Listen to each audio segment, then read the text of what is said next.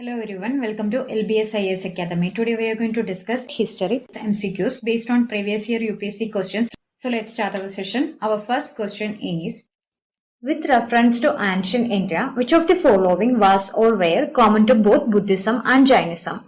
Avoidance to extremities of penance and enjoyment, indifference to the authority of the Vedas, denial of efficacy of rituals. Select the correct answers using the codes given below. Here, answer to this question is option B. Statement 2 and 3 are correct.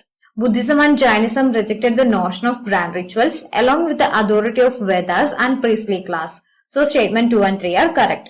Buddhism and Jainism believe in the concept of reincarnation, which is the rebirth of the soul in a new body after the death of previous body.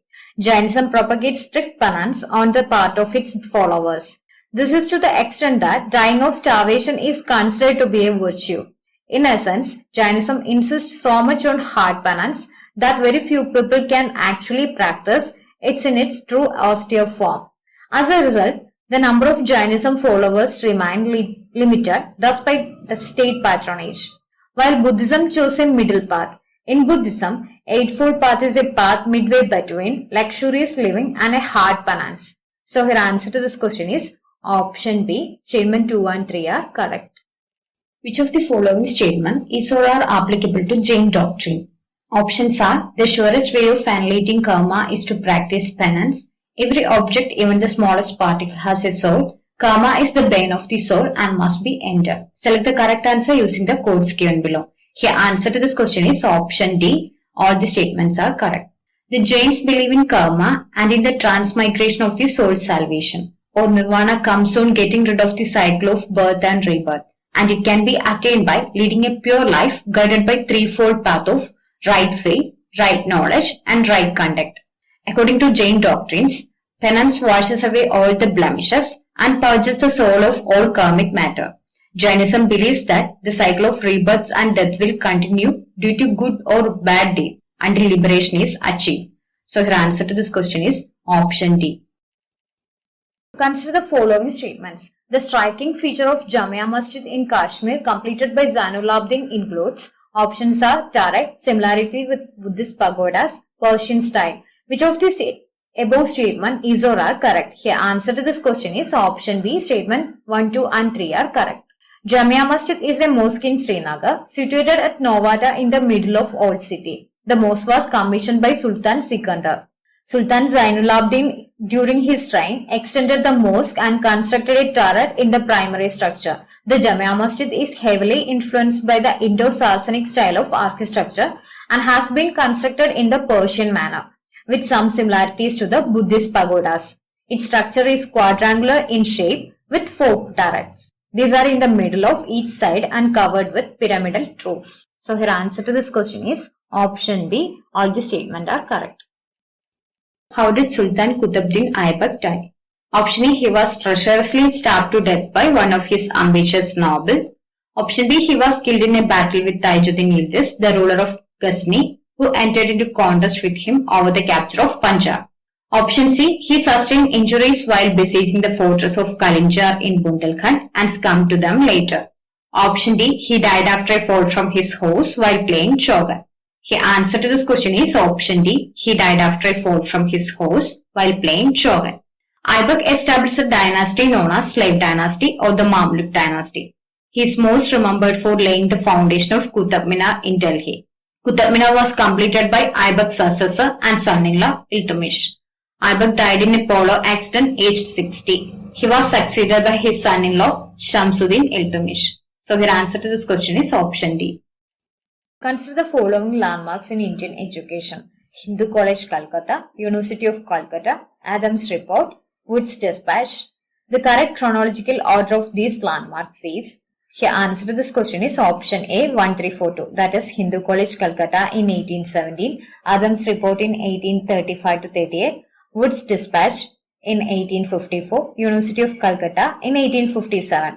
Rajaram Mohan Roy was the father of modern India's Renaissance and a tireless social reformer who inaugurated the Age of Enlightenment and liberal reformist modernization in India.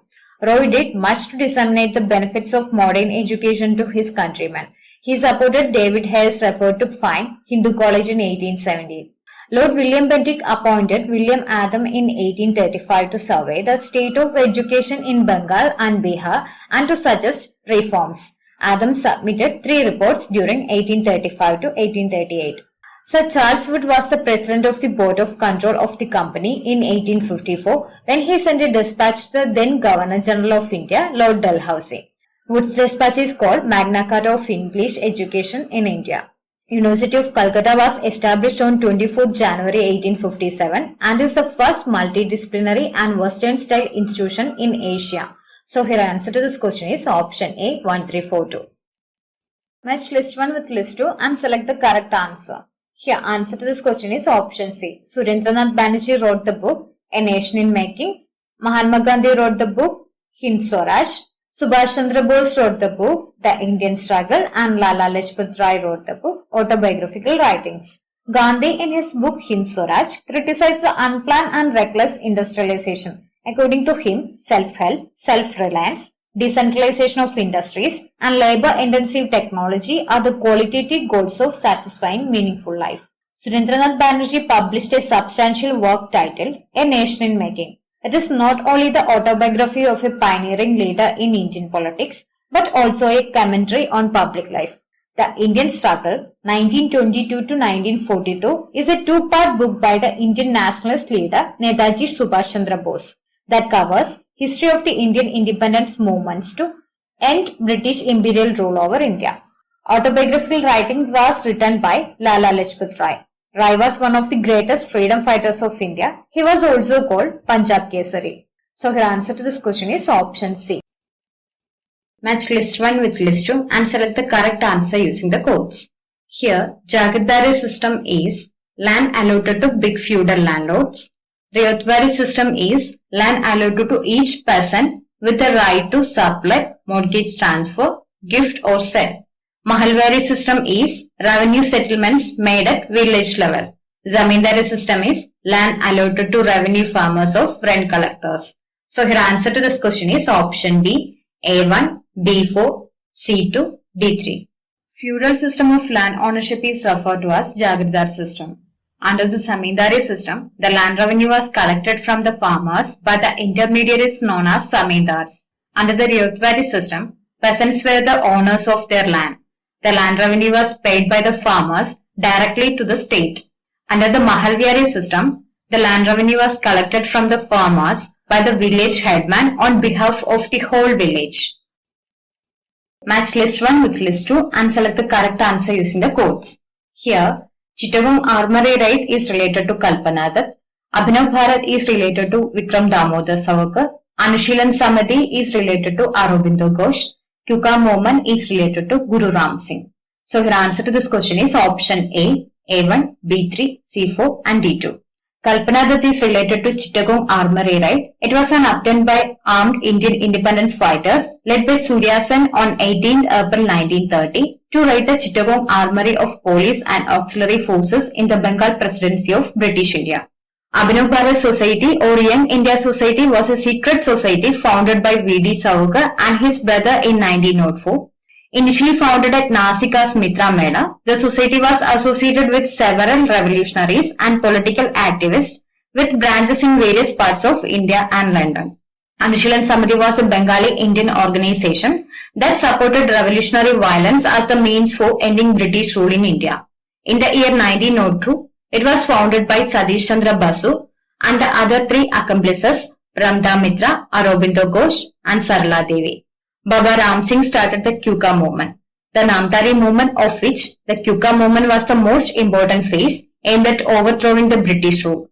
Members of the movement raised voice against foreign rule at a time when people feared most barbaric approach of the rulers. The Kyuka followers actively propagated the civil disobedience. They played significant role in historic non-cooperation movement of India. So the answer to this question is option A.